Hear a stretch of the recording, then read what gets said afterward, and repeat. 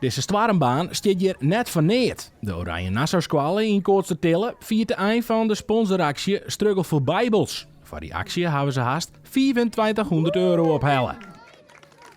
Nou, dat is een fantastisch bedrag, want wij komen op scholen, in grote scholen, kleine scholen en naar verhouding is dit een wat kleinere school. Maar dat zegt helemaal niets, want ze hebben een fantastisch bedrag opgehaald van €2434.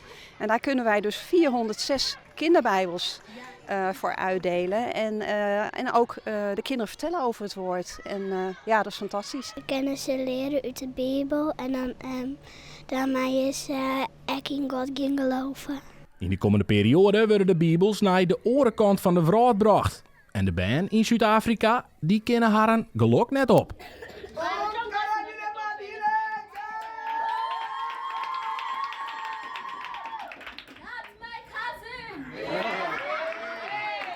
Zo'n bedrag krijg je net samen bij januari. De leerlingen van de basisscholen hebben verskaten wie ze betocht om zo goed als mogelijk te helpen. Online en gewoon naar mensen gaan en dan gewoon vragen: willen jullie geld geven voor een goed doel? Ik ga gewoon een filmpje maken en die naar de familie stuurt. De kinderen zijn aan de slag gegaan. Die zijn mensen gaan benaderen door het vinden van sponsoren. Maar ook zijn ze in kerken actief geweest om te vertellen over dit goede doel. En hebben daarmee ook heel veel geld binnen de kerken opgehaald.